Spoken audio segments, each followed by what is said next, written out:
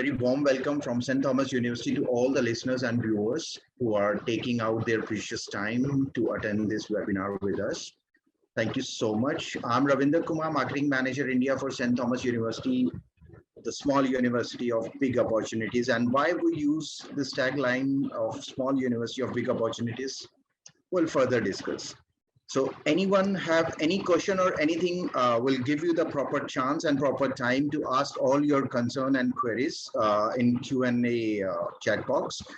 Till that time, I'm handing over my colleague, introducing my colleagues, Michael from University, Christy, Director Admissions from University, then Sophia and Hannah, she's a present student of St. Thomas University, and Miss Julia Evans, she's again our present student of the campus.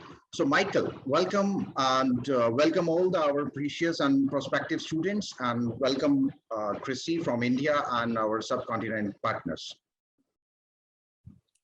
Wonderful, thank you so much, Ravinder.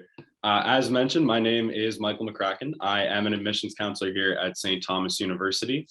We have a lot of ground to cover, so I welcome some of my co-panelists to feel free to turn off their cameras and microphones for the time being, and they can rejoin us later on in the presentation. But I will open and speak a little bit to St. Thomas, our offering, what we're proud to offer, additional amenities, services, and so much more. I'll later be joined by my colleague and Acting Director of Admissions, Christy Flood, to speak further to some of our programs that we wanted to showcase, as well as being joined by Julia and Hannah, a pair of our current students, to speak to their experiences and their opportunities that they've been gaining here at St. Thomas a little further.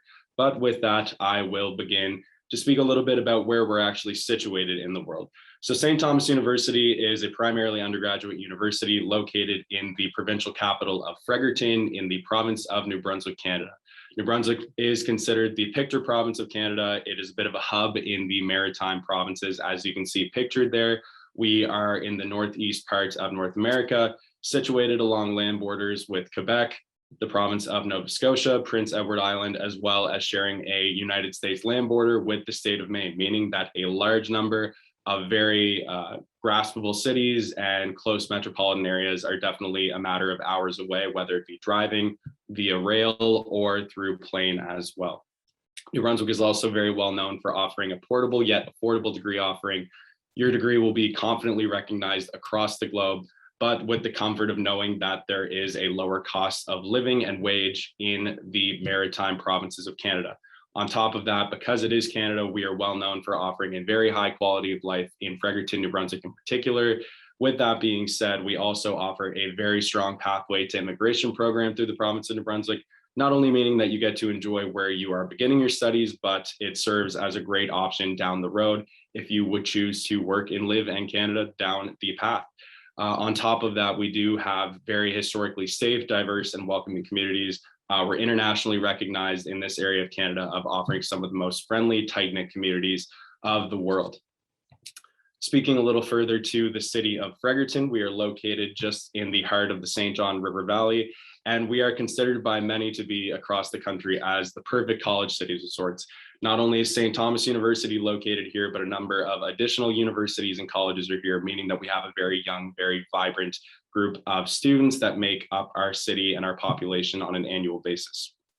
On top of that, the city prioritizes a really strong quality of life by having hundreds of kilometers of citywide walking and biking trails available to folks at any time of day and any season of the year. We have a downtown core that fills a variety of tastes and genres, whether it be your preferences for different flavors of restaurants, shops of different retail variety. We have a ton of newcomers that are a part of the city of Fredericton from around the world, which further contributes to a very vibrant offering of music festivals, art festivals that occur downtown, as well as a number of farmers and cultural markets that folks are welcome to join and work in, to live in, and to purchase in.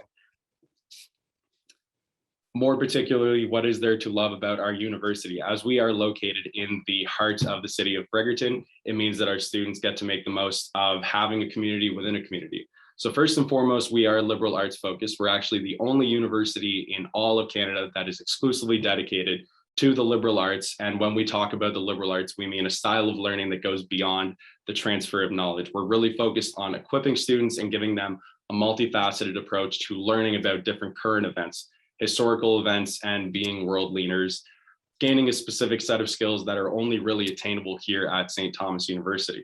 I'll speak to why that matters a little further later on in the presentation.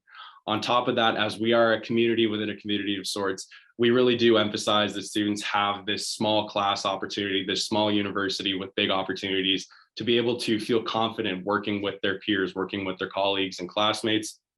On top of that, students can more often than not consider their relationship with their professors, with faculty and staff to be far more of a mentor basis, which is just an experience that is one of a kind, especially here in Canadian universities. Overall, we do really prioritize meaning, purpose, and value as some of the core values to build, allowing students to feel confident whether they wish to pursue a postgraduate career or go into postgraduate studies to further broaden their educational background. In order to kind of embody our values, an exemplary pair of numbers is pictured above, as 60 is actually our maximum number of students in our classrooms, while 27 is the real average of the number of students. For context, that's a very common number to what the average Canadian high school classroom would look like, which means that students can feel confident knowing that they will get to know their professors by name, professors will get to know them by name, and on top of that, they will not have to worry so much about making a transition to university studies when they know they have a very tight-knit cohort of fellow classmates to work with. Looking at classes and what those classes actually entail, under our Bachelor of Arts, we do consider ourselves one of the leaders in the country and in this part of the world in offering a liberal arts education. We have roughly 30 programs that within our Bachelor of Arts students can confidently enroll in. They're not kept in a certain pillar. They're more than welcome to look at one class in one specific social science and then look at something completely different in humanities to complement the balance of their degree and their ability to gain really analytical and strategic thinking skills over their time here at STU. It's actually more common that students, and more often than not, that students are willing to take a double major to broaden their horizons and their career prospects. About 50% of our student body actually ends up choosing to take a double major, which means that it adds to their prospects as they exit St. Thomas University, as we really do encourage a field of interdisciplinary studies. Additionally, we also offer a Bachelor of Social Work, which is aimed towards students that are aiming to gain their accreditation and enter the field of social work here in Canada. That being said, this is recognized in different areas of the world as well. On top of that, we also offer a post-degree Bachelor of Education in which students looking to gain an educational background on top of their previous studies can come here knowing that they are gaining career-ready experience in just an 11-month period of time. I further wanted to speak to our experiential learning opportunities. Obviously, theory matters, the classroom matters, but we really do emphasize that professors and faculty make the most of developing their students, not just from the academics, but from the experiential side as well. So we really encourage learning through the reflection of doing. One of those examples, and I'll speak to a couple more as well, is a partnership that we do have with the Harvard Business School under the HBX Core program. What this means is that St. Thomas universities have access to an exclusive partnership. We are one of the few universities in all of Canada that allows students to enroll in this program on top of their current degree programming, which introduces them to a lot of high-level concepts and skills essential to developing a foundational study background in business studies. This looks wonderful for students looking to pursue later lines of work, and it looks great on a CV, a resume, and so many other things on top of that. Another marquee offering we do have here at St. Thomas University is our world-renowned Moot Court program and team. So Moot Court at St. Thomas is definitely experiential by definition, as it's not only covered in the classroom, it's actually a class offered in our human rights program, but it also has external opportunities for more of an extracurricular offering. What Moot Court is, it's actually looking at human rights from a perspective of practicing mock Supreme Court tribunals. Students can essentially be confident knowing that they will gain a courtroom experience very quickly and ahead of their years compared to many of their fellow students attending other universities in Canada. Our team actually gets sent to a number of national events, American events, and international events, most recently being ranked second overall for Moot Court teams in the American Moot Court Association in the United States.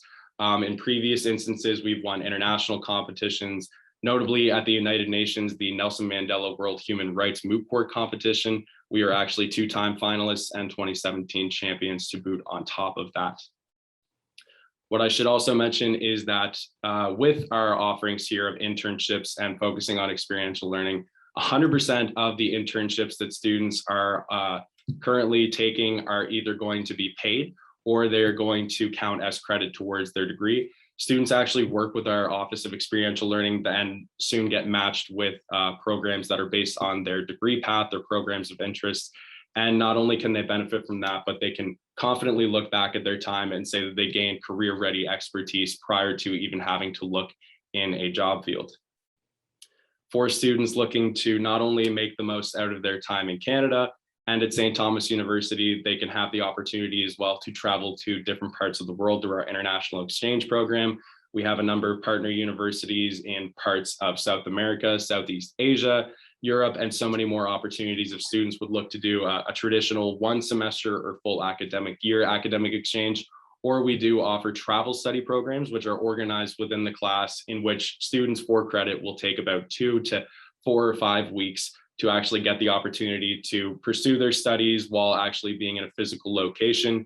That could be in places such as Greece. Students have been sent to Paris, New York City before as a means of academic pursuit. So it really complements whatever course they are taking.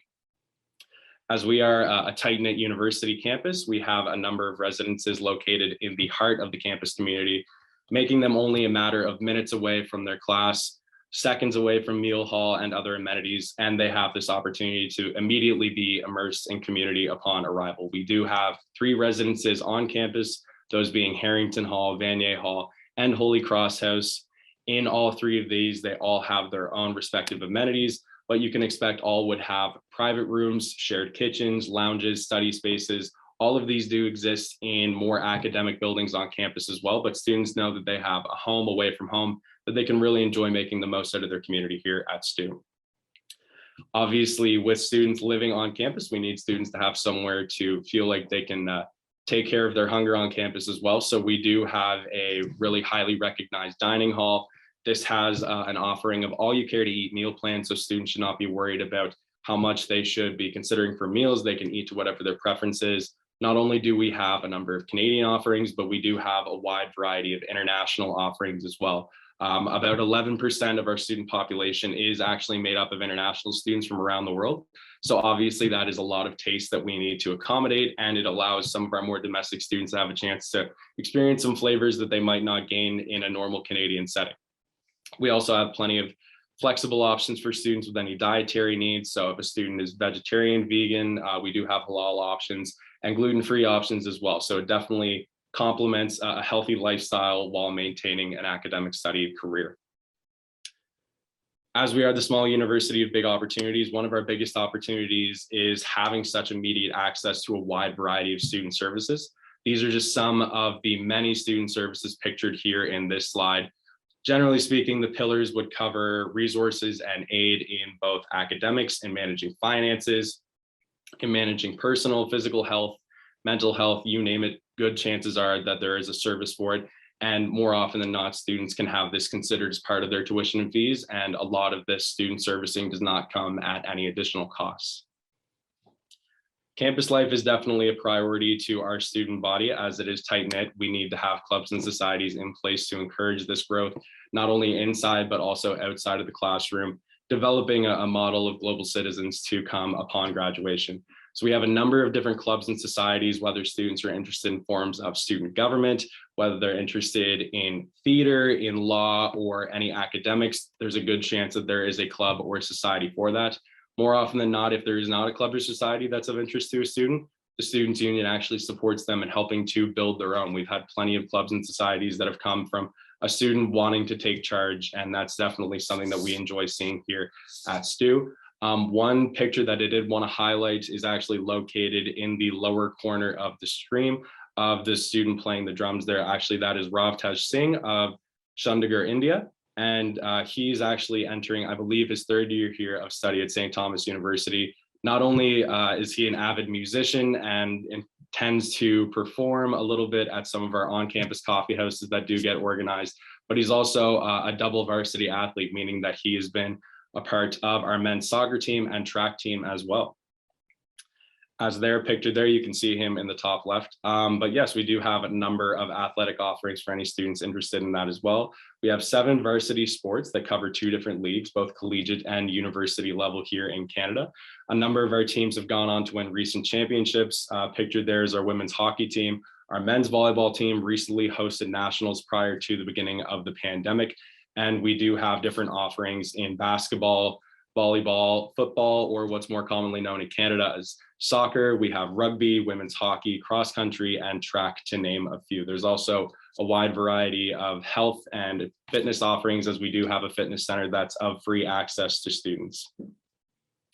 With all of the things that contribute to building the ideal student here at St. Thomas University, they can be confident looking at their postgraduate outcomes. So how we like to frame it here at STU is that a liberal arts degree opens doors. Not only can students be confident looking at different graduate school opportunities, they could look professional opportunities, or we have plenty of students that are career ready upon graduation from St. Thomas University. Some of our more common fields are law, education, business fields, marketing, communications, journalism. We have students that go on to work for the government. They go into social work, fields of psychology, counseling, public policy development, not-for-profit work, human rights organizations, and NGOs. And we've even had students go on into medical school. So really the possibilities are essentially limitless when you're considering a Bachelor of Arts. In order to get here, we do have a number of admission requirements for our students. So to be considered, we do need a complete application through our website, which is shared in the link below, or the Common App, which is also a very popular option as well. There is a 55 Canadian dollar application fee. On top of that, we will be assessing high school transcripts. Depending on the country in which the student would be joining us from, we might need a proof of English language proficiency. That being said, IB diploma certificates are also considered, and we also look at transfer credit options from IB, AP, CAPE, and GCE courses as well.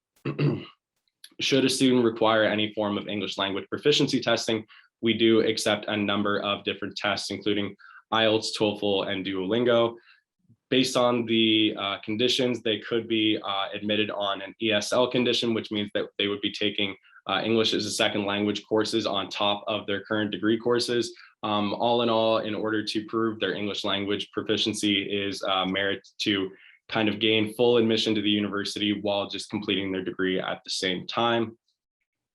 As for tuition and fees, these are all in Canadian dollars, but looking at an example of the 2021-22 academic year, our annual tuition is right around $17,208.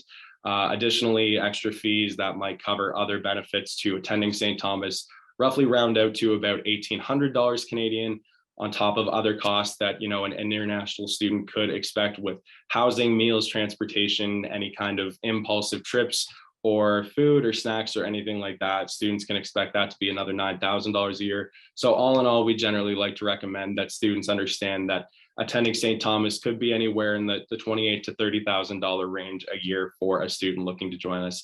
That being said, this is a general average taken over time, and this does not account for students that might enjoy additional personal expenses. They might enjoy some of the many shopping options that exist in the city of Fredericton as well.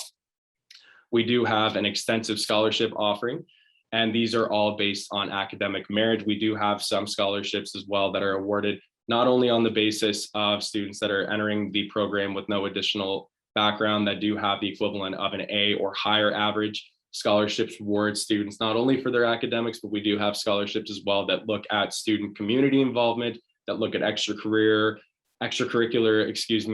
volunteer involvements as well. All in all, students can be confident though submitting a single application, and we will do the work on our end to see which scholarships they could be considered for. We also have a number of entrance bursaries, and compared to academic merit scholarships, these are more based on financial need. These have a value range from anywhere from $500 to $5,000. Previously mentioned, obviously these scholarships do have a bit of a wider range, but in a similar way, both scholarship and bursary application deadlines would be by March 1st of the coming academic year. We would encourage any interested students that there are a number of tour options, whether they do happen to be in Canada and would like to visit St. Thomas in person, or if they would be more comfortable at this time with a virtual opportunity, we definitely have equipped for both. So students are led by current students. Not only do they get to see admissions counselors and talk about their aspirations and their academic goals here, they actually get to hear from the students hands-on to feel confident about knowing which spots on campus that they can find themselves in. They can study in, they can live in, they can sleep in, they can eat in. There's definitely a wide variety of options of what this tour can be modified to equip your interests. On top of that, meeting with an admissions counselor, not only would you discuss admission requirements, but you will be talking about scholarships, next steps, a potential arrival to Canada, and more.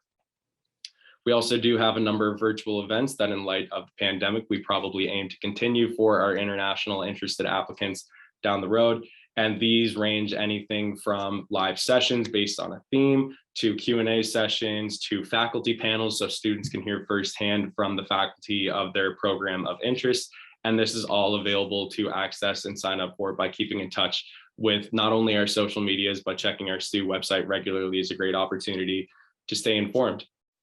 On top of that, we do have social medias in case any students would be interested in getting a better sense of what goes on a day-to-day basis here at St. Thomas University. There's also plenty of beautiful shots of campus that students are more than welcome to take a look at. But if you are interested in following any of our social media, it is included there. That being said, I know a significant number of things have been covered, and students or attendees are more than welcome to pose their questions in the Q&A, and we will field those as we approach the end of our session. But for the time being, I'm going to pass it off to my colleague, faculty member from the Department of Gerontology and Acting Director of Admissions, Christy Flood. So thank you so much, Christy, and I look forward to hearing from everyone else in the Q&A. Thank you so much, Mike. And thank you so much, everybody, for joining us. Good evening. It's such a pleasure to be talking with you folks. As Mike mentioned, I work as both the Director of Admissions, but I'm also a faculty member in our Department of Gerontology. So as you can imagine, I am thrilled to be talking with you about gerontology as well as philosophy. And I think before we get into that, I should just provide some context so you have a better understanding of where I'm coming at from. So for me, I actually came to St. Thomas as an international student because of our gerontology program. So it's something that we're quite well known for across the world. We're one of few undergraduate gerontology programs in North America. And I think that this is important to mention because there's generally two groups of students that will kind of come to the surface when you're talking about gerontology. So there will be the dominant group that has never heard of this discipline. They certainly weren't able to take it at the high school level, and they're really not familiar with it. So oftentimes when you're counseling these students, you have to do some legwork and thought work to kind of determine, is this a good fit for them, and help them better understand what not only gerontology is, but how it might lend itself to their interests, their passions, what they're thinking of for their career goals.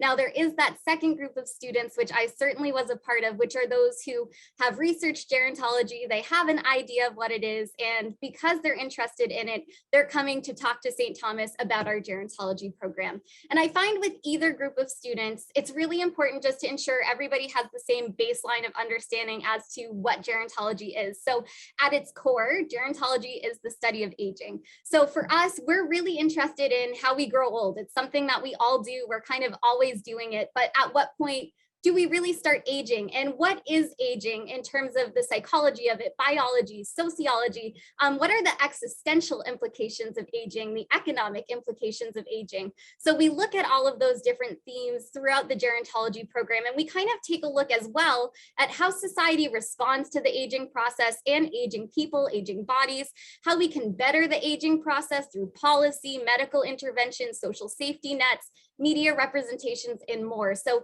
we really want our students to leave the program with not only a really in-depth, comprehensive understanding of the aging process in older adults, but also with, a firm understanding of how we can improve the aging process and ensure that that is something that is perpetually, getting a little bit better for each generation to come. So with all of that said, I do find it's most useful to kind of personalize the aging process when you're talking with prospective students. So they're reminded of the fact that this is something universal to all of us. Aging and dying is something that, none of us can really get around. So because of that, it's really nice to personalize it. If you see that they're talking with a parent or perhaps a grandparent, you can always tie that kind of conversation in. But I also find it's useful to talk about current events. And unfortunately, with the COVID-19 pandemic, we've seen, I think, ageism at the fore of our society and how ubiquitous it is.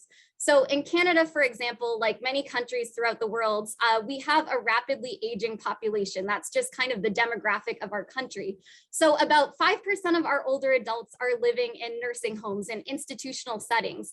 And although there have been some cracks in our long-term care settings in Canada, within COVID-19, we've really seen those cracks. There's been a light shown on them, and hopefully we're kind of inspiring some action. So just for a bit of an idea of what these cracks look like, within 6 months in 2020, 30% of long-term care residents in Canada ended up being diagnosed with COVID-19, and 82% of all Canadian COVID-19 related deaths between March and September 2020 were long-term care residents. This is twice the average of any other OECD country. So there's 37 other countries within this index. And unfortunately, Canada had the dubious distinction of having the most deaths within long-term care. So about 86% of those deaths actually took place in for-profit nursing homes as opposed to the publicly run not-for-profit homes. More devastatingly, though, in 2021, there's been some reports and research done on these COVID-19 deaths within Canada, within nursing homes and long-term care. And they found that many of the deaths that were originally attributed to COVID-19, particularly in the province of Ontario, weren't due to the disease whatsoever, but rather were due to neglect that manifested in dehydration for residents, as well as infection because of poor hygiene. So this, I think, really exemplifies the urgency of gerontology. We need people to be sensitive to gerontology, to ageism, how it really manifests in our society and affects people's quality of life. So we're kind of living in this cultural precipice where we're, talking about women's safety through the Me Too movement. We're talking about the intrinsic value of Black lives through Black Lives Matters, et cetera. But we haven't really talked about ageism in the meaningful kind of widespread way that we've talked about other isms. So why is this? Why do we live in societies that are generally speaking more accepting of ageist practices? How can public policy operationalize this ageism and this poor care of older adults within institutional settings? How is ageism so latent within our society and unquestioned? And how can we improve this landscape to improve older adults' lived experiences and ensure that, these concerns are addressed in a timely manner? So these are the types of questions that we seek to answer within gerontology using both multidisciplinary and interdisciplinary approaches. And this is something you're going to hear a lot when you're talking about gerontology or reading about it. I know Hannah, one of our students, is going to talk about some of the benefits of the interdisciplinarity of gerontology, but really it is such a boast to the program because we are drawing upon so many different threads and concepts and theories that are found throughout academia, and we're able to apply them to the aging world in which we live. So we start to answer these questions in our 2 introductory level courses. So the first really introduces ageism. It introduces theoretical approaches and concepts to aging, as well as some basics of the aging body and the aging mind. And then in our second introductory level course, we take more of a practical look at aging, and we really pay particular attention to how policy, which I think oftentimes for students is seen as this abstract thing that doesn't really have a lot of weight or pull on people's lives, how these policies actually shape people's lived experiences of aging, from pensions to retirement to healthcare to housing to long-term care to abuse, etc. So classes in the gerontology program afford students opportunities to learn and hone practical skills like working and talking with older adults effectively, but they also give students the opportunity to really master these theoretical concepts in a rigorous way. So assignments vary from really applied kind of projects, whether you're auditing a government program or you're conducting some type of interview with an older adult, to these more theoretical kind of abstract assignments like conducting a media analysis or interrogation of representations of older adults. First and second year courses in the program are, as Mike mentioned, capped at an absolute max of 60 students. So even though it's an intro level class, it's still a very intimate, kind of familiar environment where you're able to engage in this meaningful discussion with other students and with your faculty members. And because of that, those courses are structured with a mix of lecture and discussion. Now, when you get into our third and fourth year courses, which are a bit more advanced, you'll find that they're largely seminar based. And this is, again, a huge boast to our program. I find that the biggest benefit of it is the extent to which it prepares students for graduate level and professional programs. When I came to studying gerontology, I took these seminar level classes in gerontology, and then I moved on to grad school with so much more preparation in seminar style classes, which is exactly how most graduate programs are structured. I was really confident in leading seminars and leading the class because of the small environment that Stu provided me, and gerontology really exemplifies that. So I've mentioned the extent to which the program is both interdisciplinary and multidisciplinary, but there also are a variety of ways that you can kind of hone in on specific specializations. So for us, we have faculty members that specialize in the psychology of aging, the sociology of aging, health and aging, and theology and aging. So you're able to take some courses specific to those different disciplinary perspectives like aging and health. We have one on dementia, one on recreation, leisure and aging, etc. So students are able to really hone in on what they're most passionate about and perhaps what's most relevant to their career interests down the road.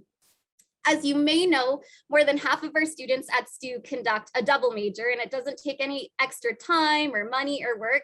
And this, of course, is a really popular option for our gerontology students. Gero complements so many other fields because of its interdisciplinary nature. So we find a lot of our students will have a double major in something like psychology, sociology, communications and public policy, economics, political science, but really the choice would totally be up to the students. And I have no doubt that they would see some kind of similarities and parallels between gerontology and any other major that they chose to specialize in. Now, I will mention there is huge value in studying gerontology. So if you're talking with a student and they're not really understanding like what you do with this career or if there are job opportunities with it, that is something that's really easy to allay for students, particularly those who are interested in staying within Canada. In 15 years, over 25% of Canada's population is projected to be 65 or older. So as I mentioned, we have rapid population aging here. And this means that there are a variety of jobs related to the field. I mean, at its core, even if you're not going into a gerontological field, to have knowledge of an aging workforce, aging markets is of huge value to an employer. But of course, we do have a burgeoning kind of health sector that needs people who have familiarity with gerontology. So we have a variety of students who have gone on to becoming doctors. So they're either in med school or have graduated. We have many who are geriatricians now. So that's certainly an option. We have students who have gone on to occupational therapy programs, so they're working as OTs within Canada. We have others who have gone on to social work. That's probably our most popular choice after graduating from our program, especially because of our social work program at St. Thomas, which works quite nicely with gerontology. We have others who have gone into research and policy, government, some who have gone into therapy, so whether that's music therapy, art therapy, speech language therapy, etc. Some who have gone on to law school. So family law and elder law is something that's hugely important. There's more and more people in, so that's certainly an opportunity. And then others who have gone on to work in nonprofits and advocacy-based work. And something that really allows students to pursue whichever career passions they have are our internships. So that's something that Mike mentioned earlier in this chat. And you'll see Robin, who's on the slide right now. She actually is one of our students who took gerontology, and she ended up conducting an internship at what's called the Ville. It's a local organization, and her job was actually developing an intergenerational housing program. So she was basically putting these older adults and younger adults together to live, and it has a million benefits, but the most dominant one is kind of mitigating the negative effects of social isolation, which are such preeminent issues for both young people and old people within our society. We also have a variety of job opportunities on campus. Usually at other institutions, perhaps larger research-based institutions, they would only be available to students at the graduate level. But because we're primarily undergraduate, our students are able to do them in second, third, fourth year of their bachelor's degree. So whether that is a course assistantship where they're helping the professor kind of design and enact a course, or perhaps it's a research assistantship. So we have a student who just completed one with one of our professors, Dr. Durkee Lloyd, and that was looking at COVID-19 and nursing homes and basically the way that nursing homes communicated with patients and their families throughout this kind of pandemic thus far. And the benefit to this kind of opportunity is that our students are able to get publications oftentimes, even though they're only in undergraduate level studies. So that's, again, a huge benefit when applying to professional programs as well as graduate level studies. We also have students who go on to present not just at local conferences or undergraduate conferences, but at national and international conferences in gerontology. And that's something that I was able to do rather as a student at St. Thomas. And it was hugely beneficial to me, again, preparing me for graduate level studies. I will say though, at its core, gerontology is really about better understanding and interrogating the human experience. As I mentioned at the start of this chat, we really need to understand how we age, how we're going to move through the aging process, how those that we love and care about are aging, and how society kind of responds to this. So it's really about better understanding the human experience and kind of, allows students to confront the realities of aging, death, and dying, etc. And with that in mind, gerontology is something that pairs really nicely with philosophy. So when I was a student at St. Thomas, I definitely kind of complemented my gerontological studies with philosophy courses. And our philosophy program does a really nice job of complementing gerontology or being a standalone major. You also can complete an honors in philosophy. So there's a lot of opportunities to take coursework within Phil, whether it's just as an elective or up to an honors where you're specializing in a particular topic and conducting original research. So our philosophy program covers both continental philosophy, which is kind of, aimed at better understanding the eminent questions of human experience, as well as analytical philosophy, which allows students to better explore their thought, logic, and how we know things to be true. So our philosophy faculty span all major schools of philosophical thought, as well as time periods. So this includes ancient philosophy, medieval philosophy, early modern philosophy, and contemporary philosophy. So if you have a student who's particularly interested in a specific philosopher or a philosophical time period or school of thought, odds are we have a faculty member that would be able to assist them in better exploring that. So similar to gerontology, the intro level philosophy courses are quite broad. There are a variety of them, not just two. So you have some that are rooted in Greek philosophy, others that are rooted in atheism, one that is on robots and ethics. So they kind of span the gamut, and that's certainly something we'd be happy to talk with any students about. But as they advance in their studies through second, third, fourth year, they would be able to hone in on some specific philosophers. So we have courses that are just about the bodies of work produced by Hegel, for example, or Heidegger, or Kant, or Marx, etc. So there's a lot of opportunity for that continental philosophy exploration. Now, we also have a logic kind of stream within analytical philosophy, and this is a huge popular option for students, especially those considering law. As many of you may know, the LSAT is largely based in logic. So for students who have, the interest in pursuing a career in law, we strongly recommend that they consider taking some courses within analytical philosophy and logic specifically. We've had so many students who have gone on from the philosophy program to law school with really sizable, generous law school scholarships. We have many who now are partners at their law firms, or they actually own their own law firms and they're under 30. So that's certainly a good option for any of the students with whom you're talking that are thinking about pursuing law. Some of our other philosophy graduates have pursued careers in things like business, government, education, the arts, and more. There are some experiential learning opportunities within philosophy too, particularly through paid internship programs. So for example, we had one student who did an internship. It was basically at the Charlotte Street Arts Center, which is a local arts community in Fredericton, and they were able to kind of apply their knowledge of aesthetics and beauty to this internship. So lots of opportunities there. And I will kind of end this by saying that philosophy especially really provides our students with a variety of transferable skills that are beneficial to them, not just in pursuing philosophy, but in all of their other courses at STU, in a variety of, graduate level programs, professional programs, and their careers. So I know I went a little bit over my time, so I'm going to throw it over to Hannah, but I look forward to receiving all of your questions, and thank you so much, everybody, for all of your time today. Now we're just going to introduce a couple of our current students who have experience in both gerontology and philosophy to varying extents, which you'll hear about in just a moment. But right now, I'm going to throw it over to you, Hannah.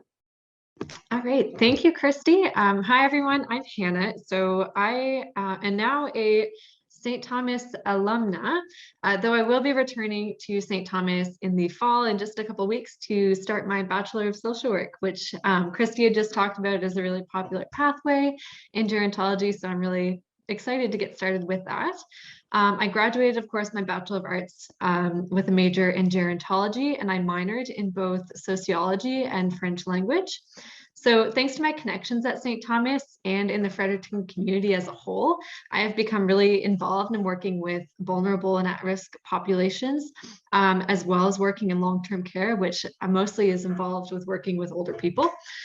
So this past year, I was the vice president of the gerontology at St. Thomas. So if you're interested in gerontology, that's an opportunity here on campus to get involved. There's lots of volunteer opportunities to have a say in what the society does. And I'm still an active member on the society, and they're doing a really great job at advocating and providing education in gerontology in the community. So I'm a driven advocate for education related to gerontology, and the issues I'm most interested in include ageism, intergenerational relationships, and narrative gerontology. So I'm going to talk to you a little bit about why I chose St. Thomas in the first place, as well as my interests and my student experience. So though I am not an international student, I definitely did have a lot of options when I was trying to decide on a school that fit my needs and interests. I wasn't really sure exactly that I wanted to do gerontology before I came to St. Thomas, but I had happened to have noticed the program when I was looking over some of the options at St. Thomas, and it was something that really struck my interests. I was very fortunate to have a human services / gerontology course in high school. So I kind of already had some background information, but I wasn't sure that that was the path I really wanted to take. And the good thing about St. Thomas and your first year is that you're provided the opportunity to kind of dip your toes and take a taste of a lot of different courses. So if it's something that interests you, if you want to take some courses in philosophy, if you want to take some courses in gerontology, you can kind of pick and choose your interests. And gerontology really stood out to me, especially because of its interdisciplinarity that I will talk about a little bit more later. So my initial impressions of the school involved the environment of the STU campus. So being a smaller school with a less intimidating campus that continues to really maintain its strong academic reputation in the liberal arts is what I was really drawn to. It's a beautiful campus. It's a bit smaller. There's always going to be people, walking around. After my 4 years here, I can't walk through the hall without getting a hello from someone I know. So it's a really tight, friendly community. And that's really what brought me to STU, as well as my interest in the Gero program. So in terms of academics, as I said, I did have a very strong interest in gerontology. First year allowed me to explore that. And what's really great about pursuing gerontology at St. Thomas, as Christy had mentioned already, is how interdisciplinary it is. So I personally, because I minored in sociology, I'm very drawn to sociological concepts, and I found that I was most able to connect sociological theories and ideas to my areas of interest in gerontology. But the same can be said for anyone who's interested in psychology or human rights, theology, philosophy, literature, and many other disciplines. So you'll notice that even a lot of our courses in gerontology are interdisciplinary. We have courses on mental health, we have courses on physical activity, on dementia, on narrative and literature and the poetics of aging. So there's lots of interesting things to explore, and you can really pick and choose what your interests are within gerontology, not only as a discipline as a whole. So I'm going to talk a little bit about how I grew at St. Thomas University. So over the course of my first degree, I really have been blessed to meet and work with so many amazing professors, colleagues, classmates, friends that I've met here at St. Thomas that have encouraged me to grow both as a person and an academic. So I definitely need to make note of the professors in the gerontology department. So it is a smaller department, but it is such a great department full of well-rounded education on issues related to aging.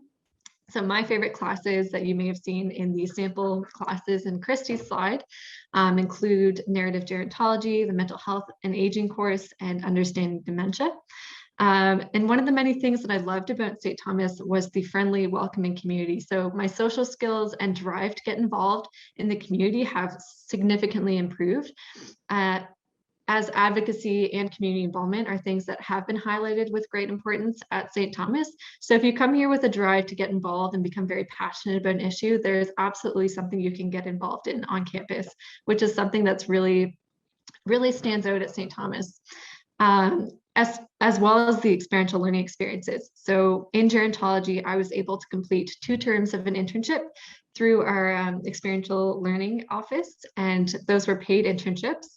And then I was actually offered a job in the summer. It was at a long-term care home here in Fredericton. It's called York Care Center, and it's the largest long-term care center in the province. So that was really an exceptional experience to get some hands-on experience, apply my learning.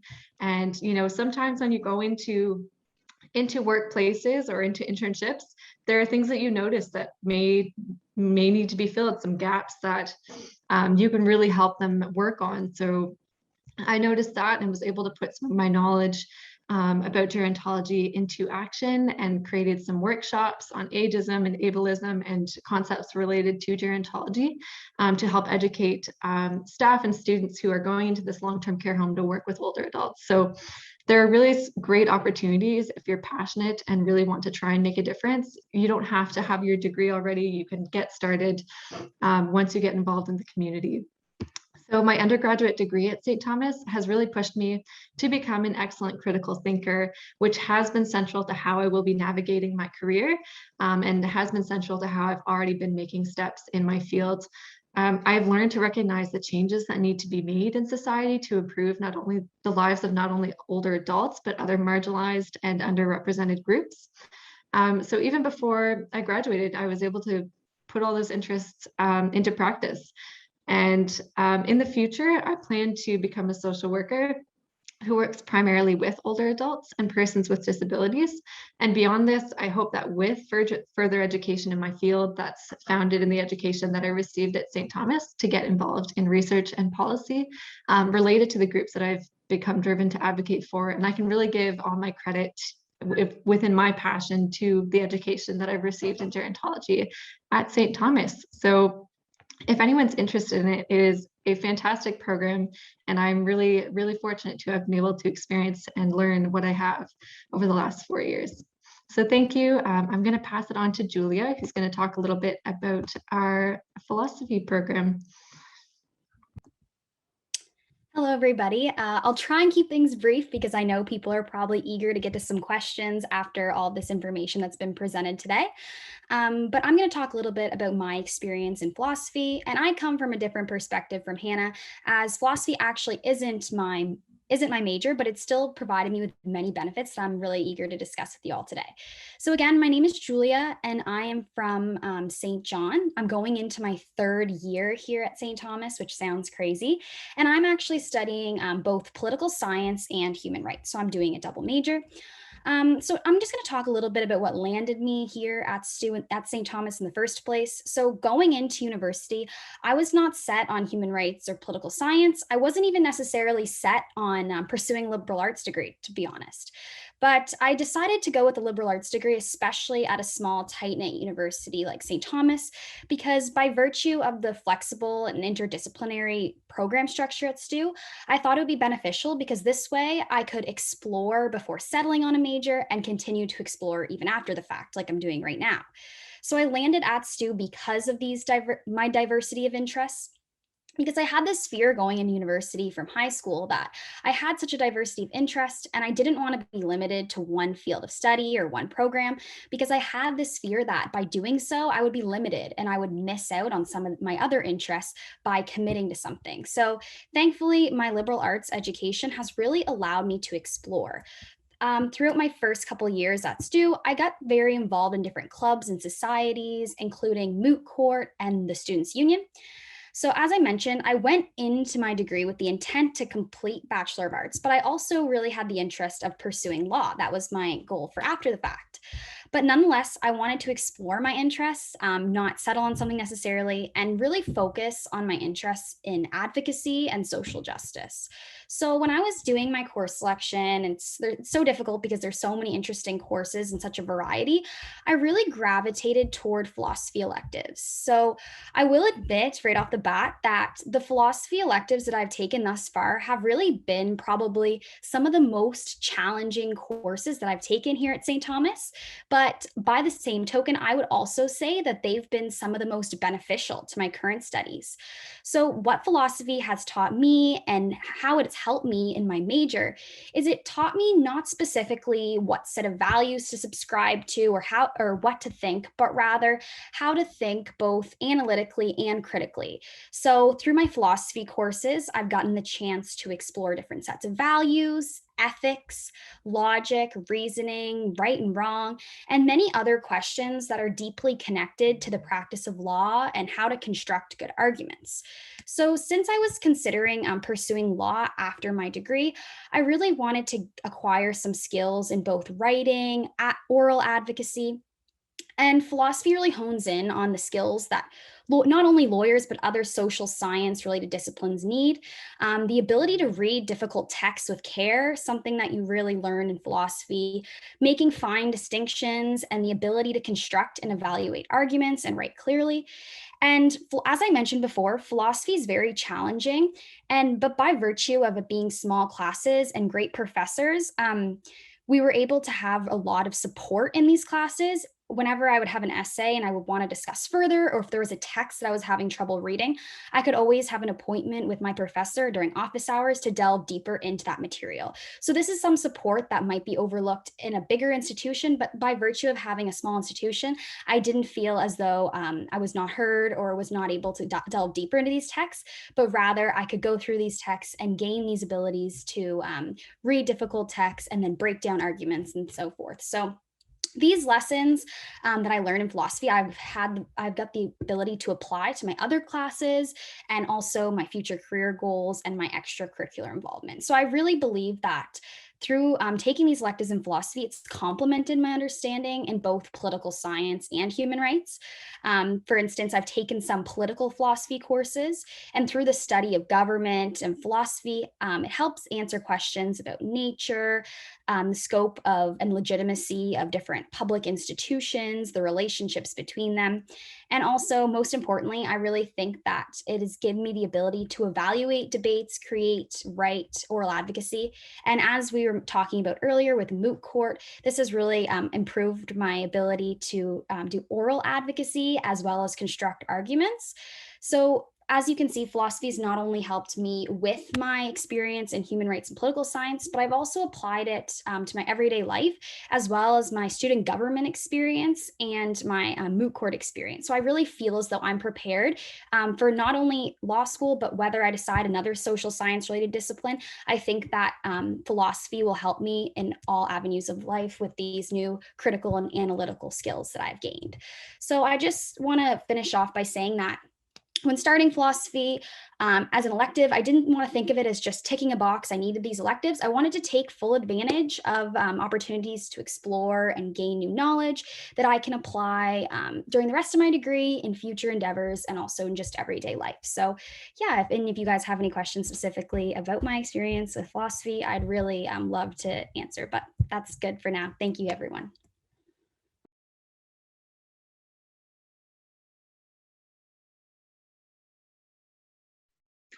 So thank you so much. Christy, Michael, Julia, everyone for all your detailed information and make us more clear about the programs and the job opportunities related to the concerned program in Canada. So now we welcome all the question and answers from our listeners and viewers. If they have any concerns, any questions, anything they want to ask, feel free to reach us. We are happy to assist you with all your queries.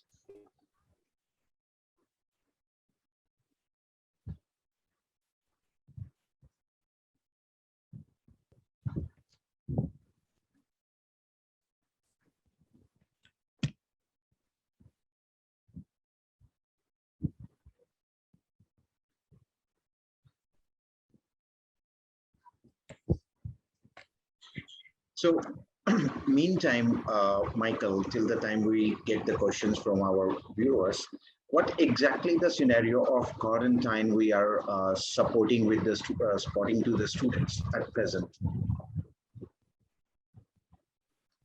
Sorry about Ravinder, your audio cut out for a moment. Were you just to follow up? I'm really sorry. We get a question from Mr. Jitendra Singh. Please show eligibility requirement for both the programs. Definitely, Mr. Jitendra Singh, we will get in touch with you shortly via email and we'll update you on the same queries. If the student is from +2 with the secondary education, we require minimum 70% in academics. Kindly note, we are not considering physical education as a main core 5 subjects. And if we talk about the IELTS requirement, that is 6.5 overall with no pen less than 5.5 in any one module.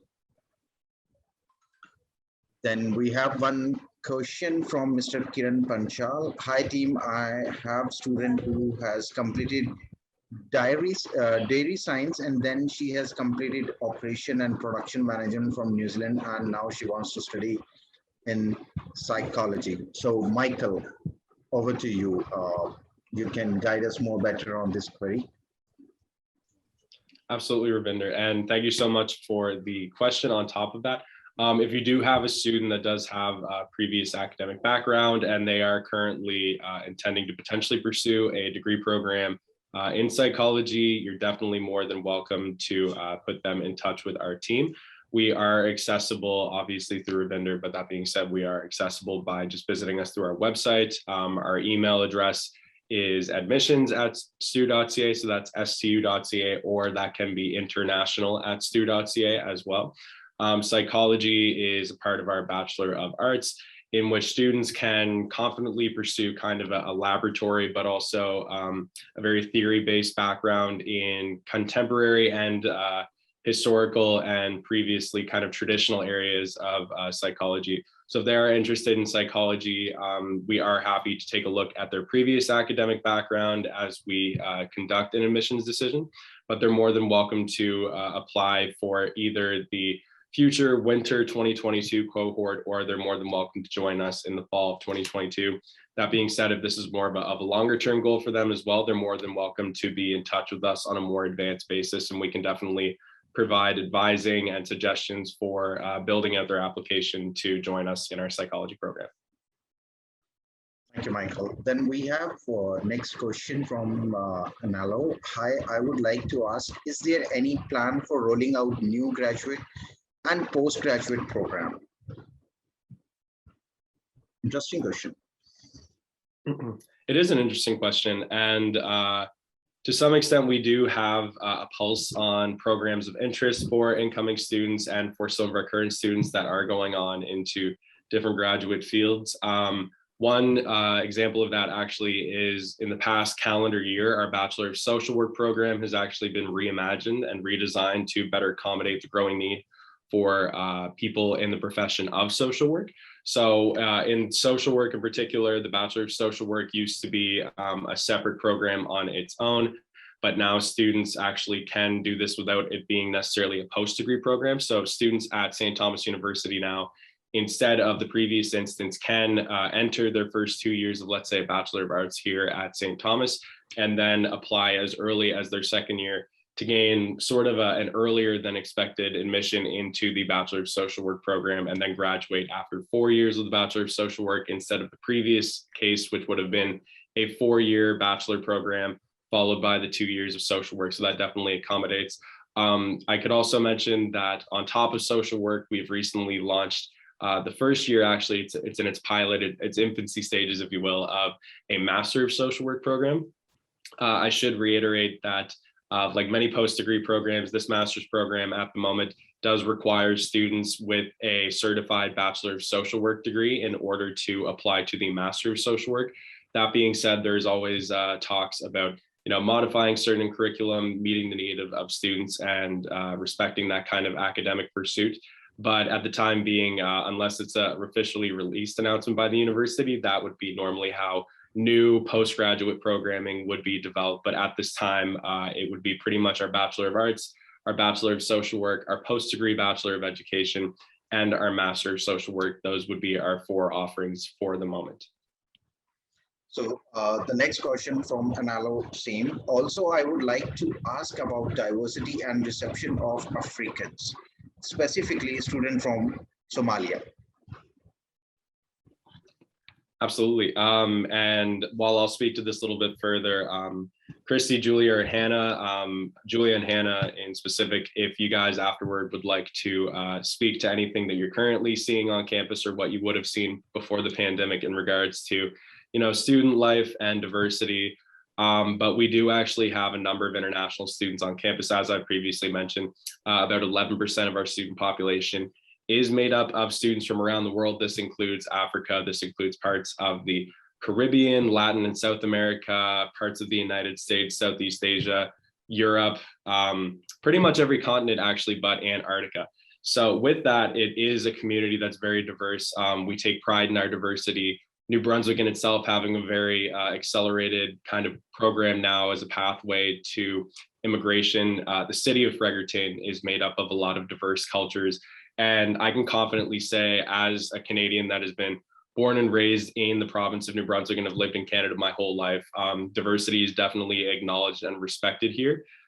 We have very tight-knit communities, so we welcome not only opportunities for students that are coming from different parts of the world to get a sense of Canadian culture, but we are equally excited to learn on there. And more often than not, our St. Thomas University International Student Association that works hand in hand with our Students Union often puts on a number of events or cultural fairs that can kind of work as a means of not only seeing traditional performances, but trying out different traditional meals.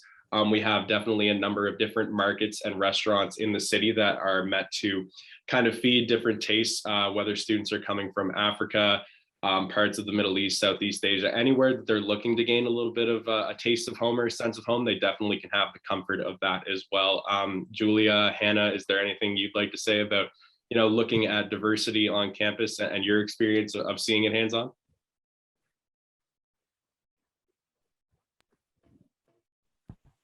I was just going to say, yeah, go ahead, Julia. obviously, I can't speak to the experience of an international student specifically, as I myself have not experienced it. But from an observant perspective, I come from a really small town where there is not a lot of diversity. So coming to Fredericton and being on campus, I've seen a lot more diversity, and it's really beneficial even in the classroom, seeing different perspectives, hearing kind of from a broader point of view, and even some clubs and societies I'm in that are a lot of times involved with international communications and work. We really, a lot of like the executive team, we made up of international community, and also through my experience with the Students Union, we really do a lot of collaboration with the international students and this clubs and societies to ensure that that perspective is heard and that we can all collaborate together as one big community at STU. Thanks, Julia.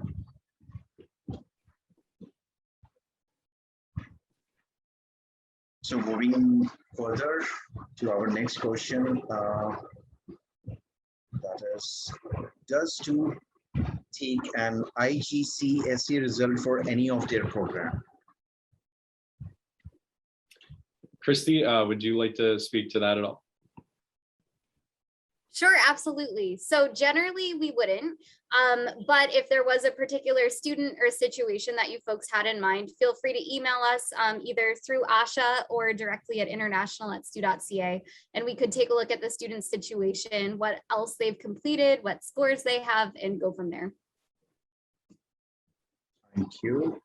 Thanks, Christy. And moving forward, we have a question from Mr. Jitendra Singh.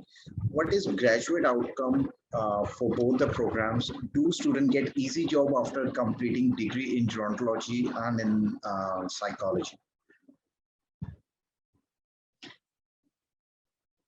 Over to you, Michael. I think. Yep. You so will be betterly, yeah. Absolutely. Christy, as someone that is part of gerontology in the programming and the offering as well, if you want to speak to any of your recent grad outcomes as well. But what I can speak to, at least for psychology, gerontology, philosophy, as previously mentioned, law is definitely a popular offering for a lot of our students. So that would be a potential graduate outcome. That being said, in Canada, students are required to attend a law school in order to attain that. But normally the skills that they'd be gaining would be about analytical, about decision-making, forming strong, concise arguments. But additionally, on top of, let's say, fields of traditional psychology, we have plenty of students that go on into different forms of counseling, occupational therapy. Psychology is a particularly exciting field in the sense that, like many of the fields here at St. Thomas, it's ever evolving. So because of that, the career prospects are ever evolving as well. So we've had students that have taken, let's say, more of a combined passion approach to their time here at St. Thomas University, where we've had students that, let's say, major in psychology, but they also additionally major in fine arts or in music. So we've had students that have recently graduated from postgraduate programs from psychology, in which they have now gained practice as, let's say, a music therapist or an art therapist of sorts, particularly in a lot of the major metropolitan areas of large cities in Canada. There's a growing need for mental health resourcing. That being said, here in the East Coast of Canada, there's a high demand as well. So the demand is present, therefore the jobs for accredited individuals are also present as well. But Christy, if you'd like to speak to any career outcomes you've recently seen in gerontology, you're more than welcome to. Yeah, absolutely. So I would say for gerontology as well as psychology, we certainly have a mix of students, those who are quite certain they want to proceed onto other education, whether they're going on to med school or law school for their counseling credentials, as Mike mentioned. But we do have many who graduate with the 4-year degree and go straight into the workforce. I would say most commonly for those students, they're working with organizations, perhaps nonprofit organizations, mental health organizations, as Mike mentioned. We have others who work in long-term care facilities, similar to what Hannah was referring to earlier, doing rehabilitation therapy, doing recreation therapy, that type of thing. We have other students who go directly into government, often doing research work, policy work, some kind of awareness raising, knowledge translation based work as well. So those are the more common outcomes for students who don't proceed onto other education directly after their 4-year program. Thank you, Christy. We get a different question, which is very familiar. Does gap year affect one's chance of getting admission? What is the limit? I mean, that's the question from the viewer's point, that how much gap we can accept for taking admission in St. Thomas in any of the discipline. So there isn't a threshold in terms of the number of years they must have graduated from. What we would look for is what they've done throughout that time. So if they were doing relevant work experience, something like that, that would certainly come into consideration while we're conducting an admission assessment of their file. So it's less the time that they're spending away from school and more what they're doing with the time that may affect their admissibility to the university. Now, I understand that there can be implications for students applying for their study permits and visas if they've been out of school for quite some time, but that's a question that would be better directed to an immigration professional than to us. Thank you so much, Christy. So, as Michael said, we give paid internship to the students. So what is the criteria? I mean, is it offered to every student with all the disciplines, or it is specific some of the disciplines? And during what is the duration, and what is the minimum wage we are offering? I mean, not we as in campus placement and outside also. So this is the concern from the students. So that would be helpful if you can give a brighter light on this. Absolutely, Rinder. So yes, we do have an extensive internship program that is definitely focused on student first approach. So it's about making things fit for them based on their program of interest, or even based on their further career pursuits, whether it be postgraduate or immediately entering a job field. So the internship program is accommodated based on students that are reaching out. So it is available by default to all students. Do all students intend to access it? More often than not, they choose to look into it if they're really looking for kind of getting a step ahead. That being said, it's more of an opt-in basis for students. So it is offered in two different styles. So obviously students could consider it as a means of finding part-time employment over the course of an academic year. That being said, students are also more than welcome to secure an internship through the program, pretty much considering it almost as a summer job between academic terms, between the end of, let's say, the winter semester over the summer months into the fall semester.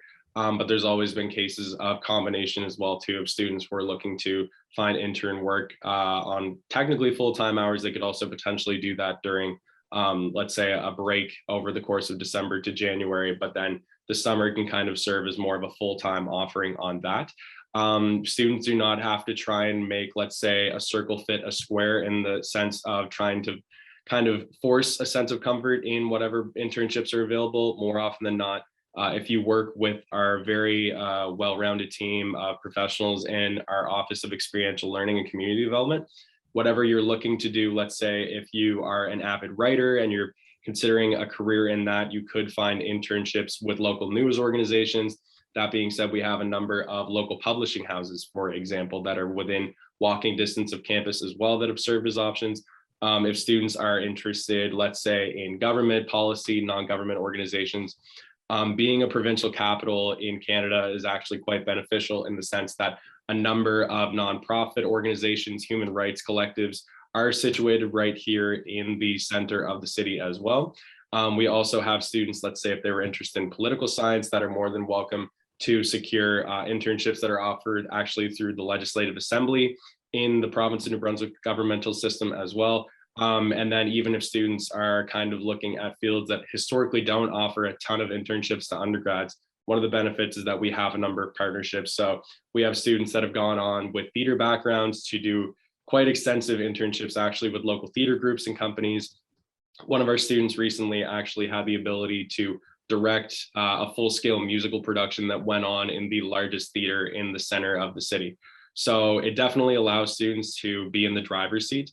Most, if not all, of our internships are at the minimum wage in New Brunswick, Canada, which can range obviously upwards from, I'd say, about $13.25. I forget what the current minimum wage in the province is actually, but Christy, if you happen to have that number off the top of your head, but a number of internships actually pay higher than the minimum wage as well. Yeah, most recently they've been paying rather a flat rate of $15 an hour minimum Canadian. So it's actually higher than our minimum wage. It's a really great opportunity for students not only to hone their skills and better discover what they're passionate about, but also to make some substantial money while they're still fully enrolled in school. Great, thank you for brightening up on this point. Next question we get from Ms. Jyoti Bala. Can we get conditional offer letter if students don't have IELTS? Well, that's a very interesting question. Yes, Jyoti, we offer you a regular offer letter in case student is from CBSE or ICS background and score above 80, particularly in English. We offer you a regular admission letter.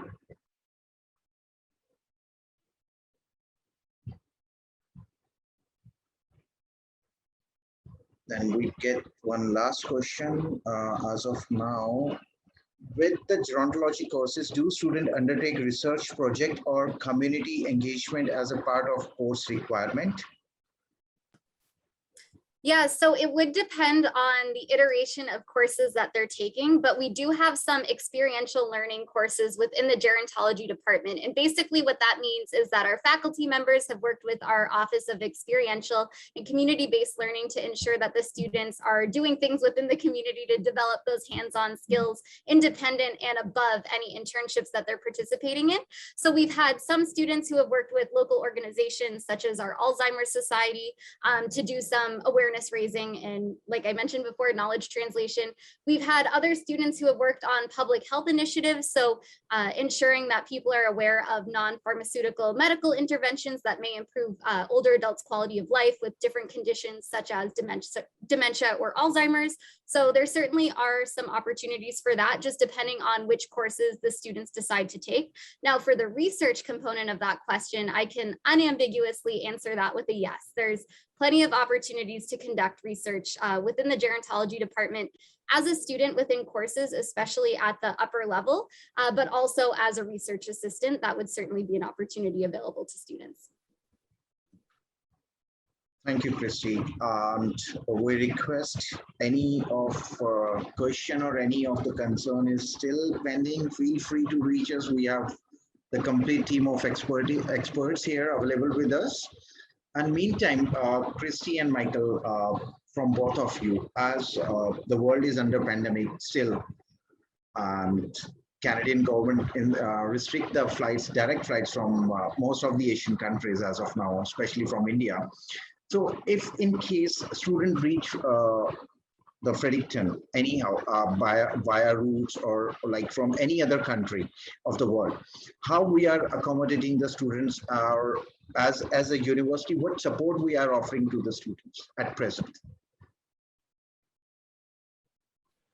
Yeah, so we definitely understand that in many cases in not only Canada, but in the rest of the world, this pandemic is still unfolding in front of us. With that, we should also mention to all of the viewers and attendees that we hope that you are all safe and well wherever you do happen to join us from. But we do have a very extensive plan, a contingency plan in place for a variety of outcomes and situations. And we work actively with public health for students that have been arriving. Fortunately, a number of them have been able to secure areas of a vaccine record or something like that prior to entry to Canada. That being said, for the students that we've recently received, at least, and most likely in the future, should they require some form of quarantine, self-isolation, if you will, we have been accommodating those students on campus by providing them a place to stay in residence, a room that is furnished and ready for their arrival. Obviously, they are not able to, let's say, leave the space, but we are providing them with meals. We're keeping in touch with them. There are definitely programming and activities to allow for the most sociable, if possible, of isolation periods if need be. That being said, with current vaccination rollouts in Canada, we do have access to a number of very close by pharmacies, health centers where vaccines continue to be distributed. So if a student arrives to Canada and completes a quarantine and a self-isolation pending a negative COVID test result, they are more than welcome to future receive a vaccination while here to provide themselves peace of mind if they wish to do so. So there is definitely a number of options and accommodations available. More often than not, it's on a case-by-case basis at this point, because fortunately a number of our students that were initially intending to have to self-isolate no longer have to do so as the province of New Brunswick continues to return to more of a normalcy, I guess, in regards to public health regulations. Hopefully for the students that do need to find additional assistance for self-isolating and quarantine, they can feel a little bit of peace of mind knowing that our student services offices are working hand in hand on a case-by-case basis to help make sure that their transition time is the most comfortable and gives them the most peace of mind. Okay, how much do the university charge on these services? I mean, the quarantine services, you said we are offering the quarantine plan with the meal options. So just for the curiosity, if you can elaborate it. Yep, as of this fall, and Christy, feel free to add or correct me if I'm misspeaking in the moment, but these isolation plans going on for students that are isolating within our residences or consuming meals that are provided by our meal hall or from outside sources. These are coming at no additional costs to students, as a large part of the journey for them is kind of traveling through this, and frankly, it's quite brave. So there is no additional cost at the moment for students that are arriving early, looking to isolate and looking to secure some meals, just because it's definitely quite an undertaking on their end to make the step to arriving here as well. Oh, that's great. So I hope we clear all the questions from our viewers and listeners. And I also assume that you get the clarity, most of your concern and your questions. Also, I would like to say that St. Thomas University is not only the small university of big opportunities, but the community and our departments are with big hearts. So we are accommodating all the students exclusively, as we are the exclusive liberal art dedicated university. We are exclusive university in Canada who are offering accommodation and quarantine plans free of cost to all the potential and upcoming students for this intake. So thank you, Christy. Thank you, Michael, for your all valuable time. Thank you, Hannah. Have a great best of luck from Indian team. And Julia, also have a great future. And thanks to all our viewers and listeners for taking out time from your busy schedule and listening us. Still, if you have any query, you can reach out to me on india@stu.ca. We are happy to assist you, and we are love to reply on your questions as soon as possible. Thanks, stay safe, stay blessed.